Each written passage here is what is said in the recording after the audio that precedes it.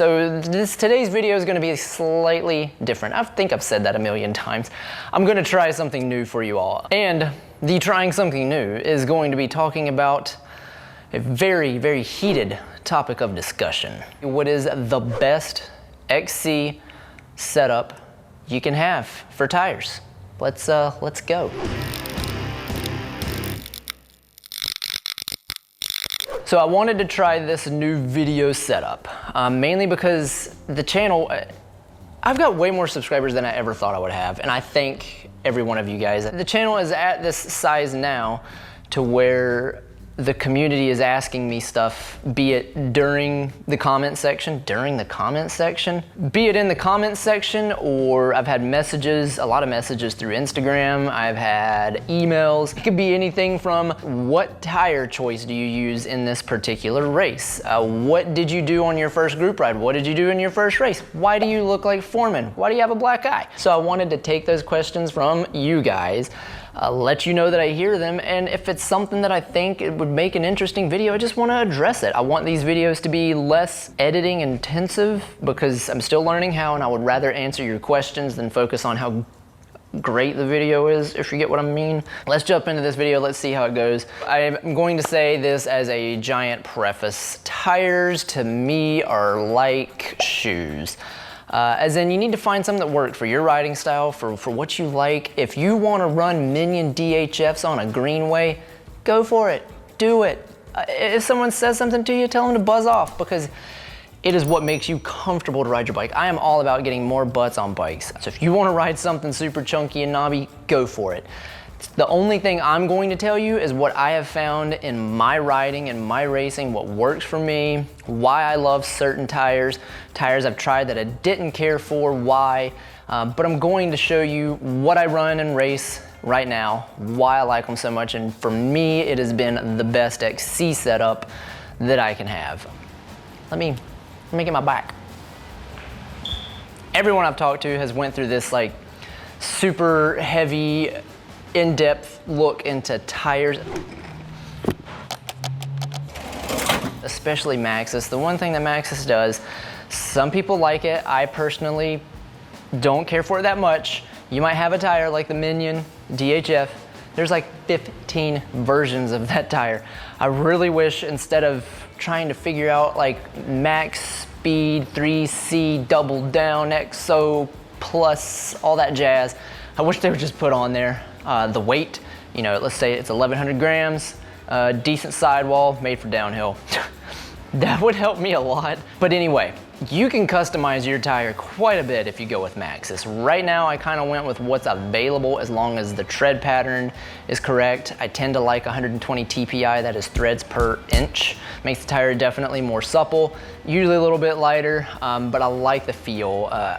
I can't really explain it besides saying it's more supple, but a 60 TPI tire feels a little bit more rigid. My first tire that I fell in love with was the Standard Ardent. I really, really like the tread pattern on the Standard Ardent. It is a great tire. Ardent Race, I don't care for that much. They basically packed a little bit more knobs in it, made it a faster tire, a lighter tire, because the Ardent is by no means a lightweight tire. And so I started trying to play with things. I always came back to Maxxis. I haven't ridden Vittoria a ton, but I like their product. The only thing that scares me about them is the sidewalls seem super, super thin. I forgot what they call their sidewalls, but when you get their race tire, it feels really thin. I would love to try them, but I have not yet.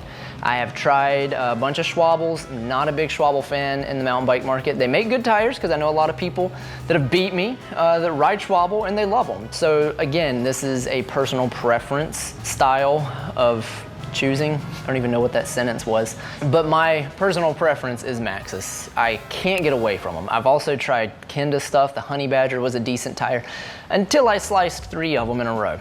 So their sidewalls are junk on that tire. I try to be a nimble rider, but I definitely in a race am more of a monster trucker. You work on your skills, sure, but in the race scenario, if I see a rock garden and I pick a bad line, I'm not gonna try to correct myself. I ride it out. I say screw it, and we just go for it. With that being said, my perfect XC tire setup at the moment is Forecaster in the front, 29 by 2.35, and then an Icon in the rear, 2.35 29er, obviously.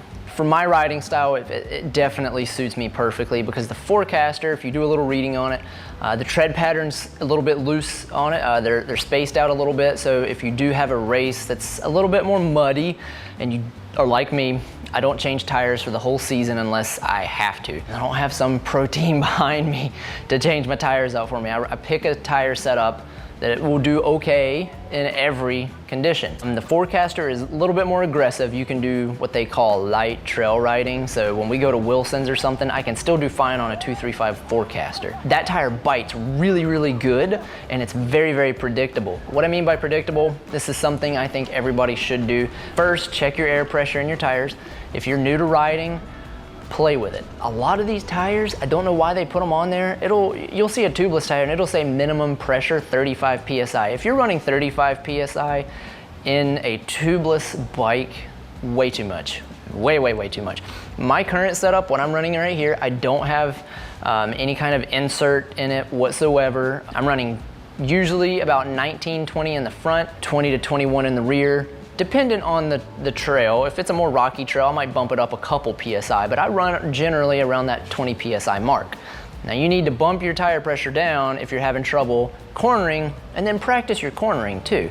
But give your tires, if you're new and you're new to a certain tire, if you've been riding a while and you're new to a certain tire, give them a month, learn the tire, learn the braking point. When the tire breaks loose, see what that point is when you start chopping through the turns. Get to know the tire before you just write it off and say that the tire sucks. I need to find something that gives me more traction. To me, the front tire is way more important than the back tire. I like a back tire to be just a fast rolling tire, but I like it to be one that I trust the sidewall enough that I can run low air pressure, so when I'm climbing, if I kind of screw up and I'm on a route, I'm not just gonna zzz, zzz. You know, I'm not gonna do that as much. I'm gonna actually be able to get up and over things. But the Forecaster, it bites really, really good. It is very predictable in the turns. The profile of it doesn't actually look like it's a super round tire, but its let loose point in a turn is very, very gradual. So it's not like some of the tires I've ran before, similar to like the Honey Badger, where I would say the Honey Badger is like this. And then you have straight down on either side of that tire. And where I'm getting at with this is, I'll be cornering with that Honey Badger, cornering, on the ground. That's a terrible feeling.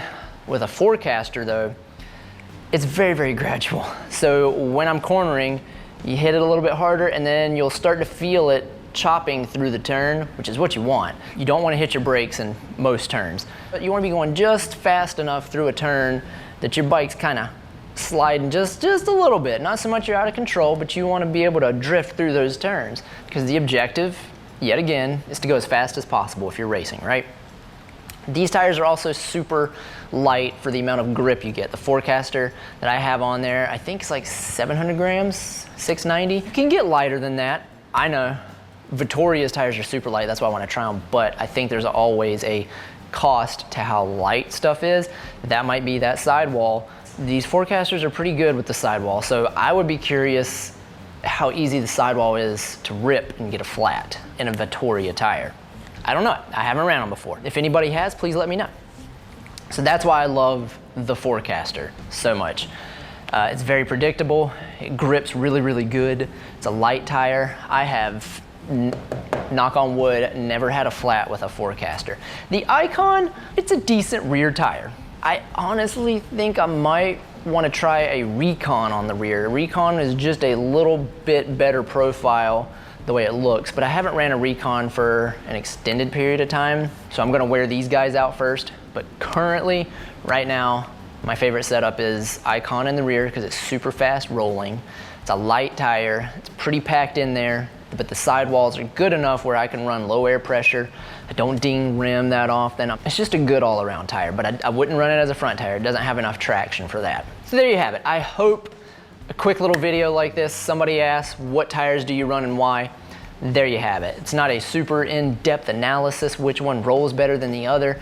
Coming from somebody that works a regular hour job, and I train when I can, and I race Cat 1. Those are the reasons why I love that tire. So I hope that helps somebody. I love you all, and I thank you so much for supporting. If you guys have a topic you want me to cover, again, leave it down in the comments, Instagram, email. Email's on the YouTube somewhere, and you're more than welcome. Ask a question, and I will hopefully get to it. I'm starting to make a list.